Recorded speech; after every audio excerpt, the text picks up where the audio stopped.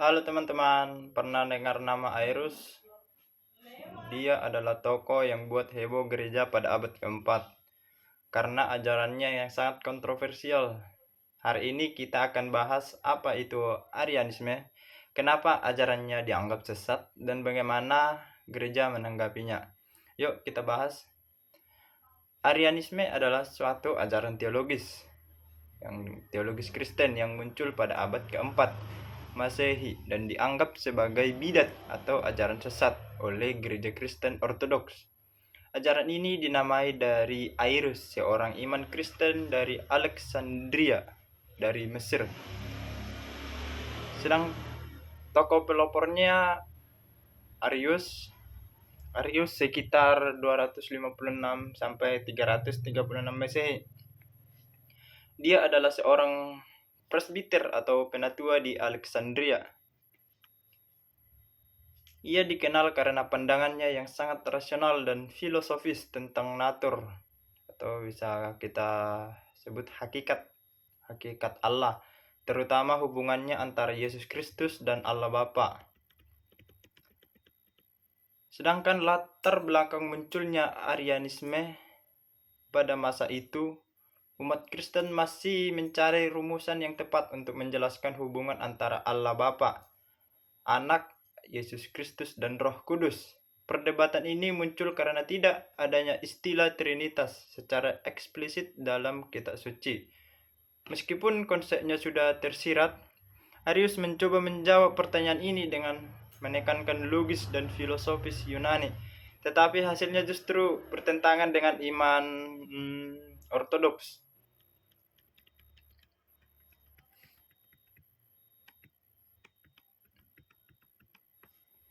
Ajaran utama Arianisme, inti dari ajaran Arianisme dapat diringkas dalam beberapa poin utama. Yang pertama yaitu Yesus bukan Allah sejati. Arius mengajarkan bahwa Yesus Kristus bukanlah Allah dalam arti yang sama seperti Allah Bapa. Ia percaya bahwa Allah Bapa yang benar-benar kekal dan tidak berawal. Itu yang disebut Arius sebagai Allah. Tidak seperti Yesus Kristus menurut Arius ini. Yang kedua, Yesus adalah makhluk ciptaan. Menurut Arius, ada waktu di mana sang anak tidak ada.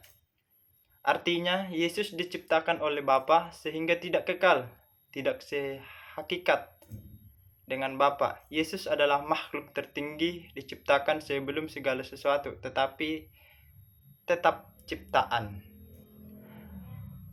Menurut Arius ini, Yesus ini Tuhan ciptakan, tetapi dia bukanlah Allah. Sedangkan yang kita tahu Trinitas itu adalah 3-1-1-3. Selanjutnya yang ketiga, penolakan terhadap doktrin Trinitas. Arianisme menolak bahwa Bapa, Anak, dan Roh Kudus adalah satu, hakikatnya yang sama. Arius menganggap bahwa menempatkan Yesus setara dengan Bapa adalah penodaan terhadap keesaan Allah. Mengapa gereja menentangnya? Gereja melihat Arianisme sebagai ancaman serius karena menolak keilahian Yesus, yang berarti keselamatan melalui Kristus tidak sah, sebab hanya Allah yang bisa menyelamatkan, sehingga menyebabkan perpecahan dalam umat Kristen atau kontroversi besar di Kekaisaran Romawi, bertentangan dengan ajaran para rasul dan pengalaman umat Kristen awal, yang menyebabkan Kristus sebagai Tuhan atau Krius. Di sini ada tanggapan gereja Konsili Nicea 325 Masehi. Gereja mengadakan konsili Nicea yang diketuai oleh Kaisar Konstantinus untuk menyelesaikan konflik ini. Sedangkan untuk hasilnya, ajaran Arius dihukum sebagai bidat. Ditegaskan bahwa Yesus Kristus adalah sehakikat dengan Bapa. Disusunlah Credo Nicea yang sampai sekarang digunakan dalam liturgi banyak gereja. Baik, di sini saya akan menjelaskan soal yang nomor 2, yaitu pengertian dari Nestorianisme, siapa tokoh pelopornya, dan mengapa gereja menentangnya. Dalam sejarah panjang kekristenan, tidak semua ajaran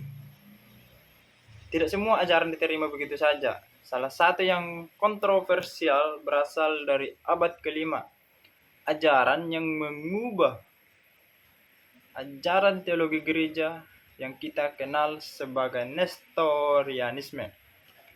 Oke, Nestorianisme ini adalah sebuah aliran teologis dalam kekristenan awal yang dianggap sesat oleh gereja resmi karena pandangannya yang menyimpang tentang hubungan antara kodrat ilahi dan kodrat manusia dalam pribadi Yesus Kristus.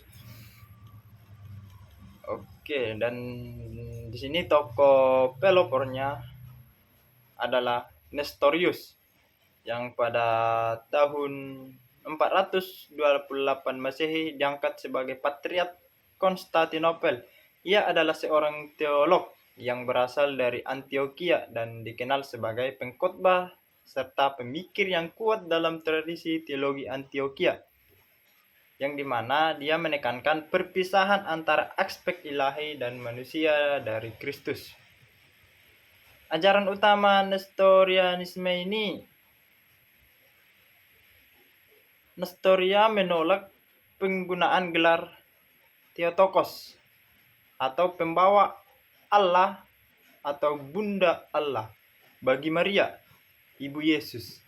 Ia lebih memilih istilah Christotokos atau pembawa Kristus, karena menurutnya Maria hanya melahirkan manusia Yesus, bukan Allah yang kekal.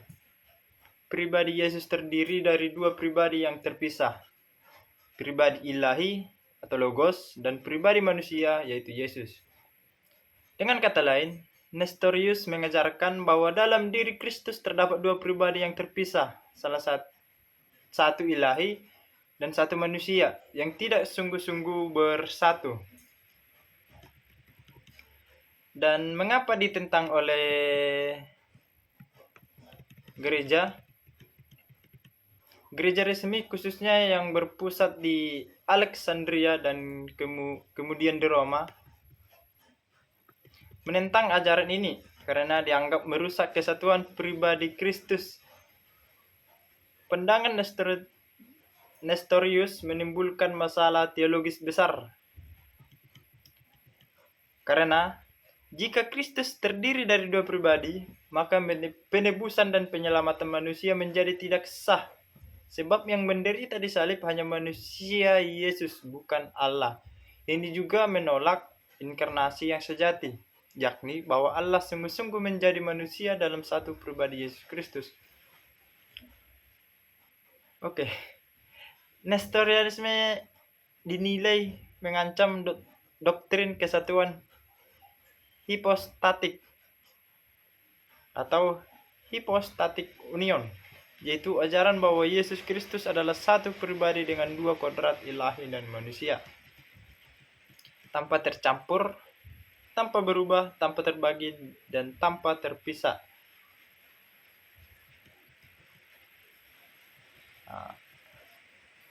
Kencaman dan pengucilan Nestorius.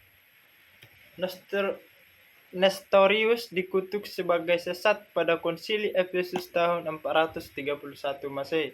Dia dipecat dari jabatannya sebagai patriark dan dibuang. Gereja resmi menegaskan bahwa Maria memang layak disebut Theotokos karena pribadi Yesus yang dilahirkannya adalah satu pribadi, yaitu Allah dan manusia. Pengaruh dan warisan Nestorianisme. Walau ditolak gereja resmi, ajaran Nestorius tetap berkembang, terutama di kawasan timur seperti Persia. Nestorianisme menjadi dasar dari gereja timur yang menyebar hingga ke India, Asia Tengah, bahkan Tiongkok. Dalam sejarah, Nestorianisme juga memberikan kontribusi dalam penyebaran agama Kristen di luar Kekaisaran Romawi. Mungkin itu saja penjelasannya. Kita lanjut yang ketiga. Baik, saya akan menjelaskan pertanyaan yang nomor 3 ini. Siapa tokoh-tokoh zaman patristik atau para apologetik yang dengan giat membela iman Kristiani dari ajaran Arianisme dan Nestorianisme? Jelaskan secara rinci serta pahami dengan baik konsep ajarannya. Baik, tokoh-tokoh zaman patristik sekitar abad ke-1 hingga ke-8 Masehi, khususnya para apologetik, memainkan peran penting dalam membela dan merumuskan ajaran iman Kristiani terhadap berbagai ajaran sesat, termasuk ajaran Arianisme dan Nestorianisme. Berikut kita bisa nanti kita jelaskan mengenai tokoh-tokoh utama dan konsep ajaran yang mereka bela. Yang pertama itu adalah ajaran Arianisme dan tokoh penentangnya. Arianisme, penggagasnya di sini adalah Arius sekitar 250 sampai 336 Masehi, seorang presbiter dari Alexandria. Inti ajarannya, Arius mengajarkan bahwa Yesus Kristus bukanlah Allah yang sejati tetapi ciptaan tertinggi dari Allah Bapa. Menurutnya, ada suatu waktu di mana anak Yesus tidak ada, artinya Yesus tidak kekal seperti Bapa. Sedangkan implikasi Arianisme menolak keilahian penuh Yesus dan bertentangan dengan doktrin Tritunggal. Oke, sebagai tokoh penentang Arianisme di sini yaitu ada satu Athanasius dari Alexandria 296 sampai 373 Masehi. Julukannya di sini sebagai Bapak Ortodoksi. Perannya sebagai uskup Alexandria yang sangat gigih melawan Arianisme, bahkan diasingkan beberapa kali karena keteguhannya. Ajaran dari Bapak Ortodoksi ini menekankan bahwa Kristus adalah sehakikat dengan Bapa, artinya Yesus adalah Allah sejati dari Allah sejati, kekal dan tidak diciptakan. Karya dari Bapak Ortodoksi ini adalah Arianos atau kontra Arianos, melawan apa tadi namanya Arianus, melawan Arianus nih. Yang kedua adalah Basilius Agung, Gregorius dari Nazianzus, dan Gregorius dari Nisa. Dikenal sebagai tiga serangkaian Kapadokia.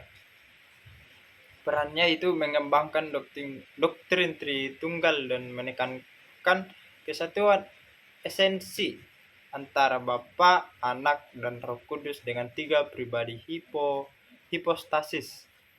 Ajarannya itu adalah menolak pembedaan hakikat antara Bapa dan Anak seperti yang diajarkan Arius. Oke, kita bahas yang kedua, yaitu ajaran Nestorianisme dan tokoh penentangnya. Nestorianisme. Di sini penggagasnya tadi adalah Nestorius sekitar abad 386 sampai 450 Masehi, Patriark Konstantinopel. Inti ajaran dari Nestorius mengajarkan bahwa dalam Kristus ada dua pribadi terpisah, pribadi Allah dan pribadi manusia. Ia menolak menyebut Maria sebagai Theotokos atau Bunda Allah dan hanya menyebut Christotokos, Bunda Kristus, karena ia memisahkan antara keilahian dan kemanusiaan Yesus.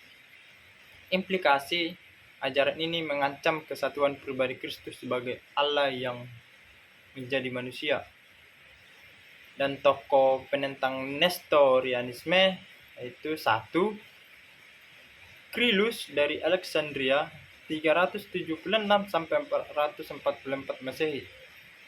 Yang berperan di sini adalah uskup Alexandria, tokoh utama dalam konsili Efesus 431 Masehi yang mengutuk Nestorianisme, ajaran yang dimana ajarannya menegaskan bahwa dalam pribadi Kristus terdapat kesatuan hipostatik atau satu pribadi dua kodrat Allah dan manusia.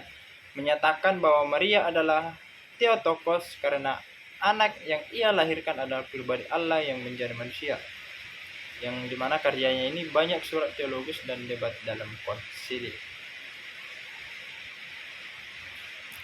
Baik, di sini saya akan menjawab pertanyaan yang terakhir yaitu nomor 4, sebutkan konsili-konsili yang diadakan oleh gereja untuk mengkonter ajaran Arianisme dan Nestorianisme. Jelaskan secara rinci kenapa pelaksanaannya terjadi pada masa kepemimpinan siapa, inti pokok ajaran dari konsili-konsili tersebut. Oke, untuk mengkonter ajaran Arianisme dan Nestorianisme, gereja mengadakan beberapa konsili ekumenis penting pada abad-abad awal kekristenan. Yang pertama yaitu Konsili Nicea I tahun 325 Masehi, mengkonter Arianisme. Waktu dan tempatnya itu tahun 325 Masehi di Nicea, sekarang Iznik di Turki.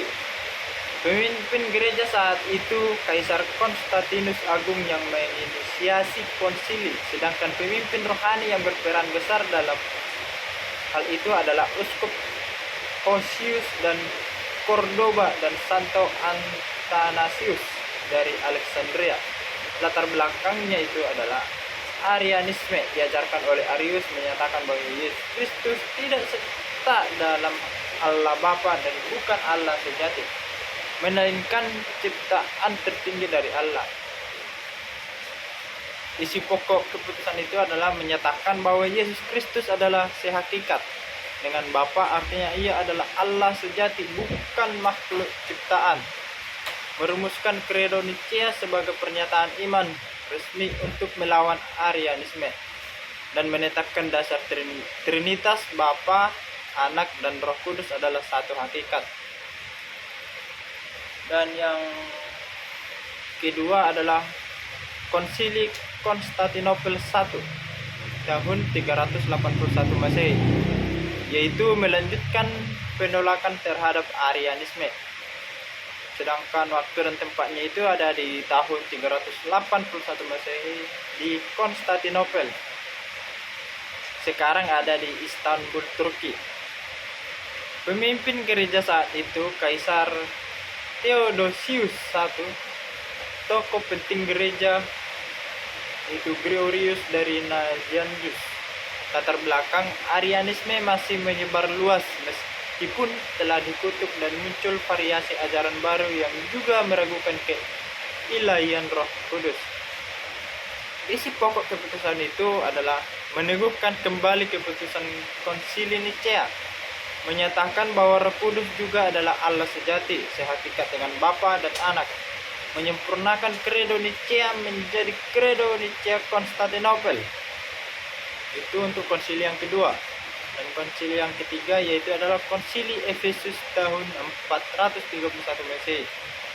Ini adalah untuk mengkonter Nestorianisme. Waktu dan tempatnya itu tahun 431 Masehi di Efesus. Sekarang di Turki. Pemimpin gereja saat itu Kaisar Theodosius II, tokoh utama Santo Kirill dari Alexandria. Latar belakang yaitu adalah yang tadi Nestorius, Patriark Konstantinopel, mengajarkan bahwa Yesus memiliki dua pribadi yang terpisah, manusia dan ilahi, dan menolak gelar Theotokos, Bunda Allah, bagi Maria. Ia hanya mengakui Maria sebagai Christotokos atau Bunda Kristus.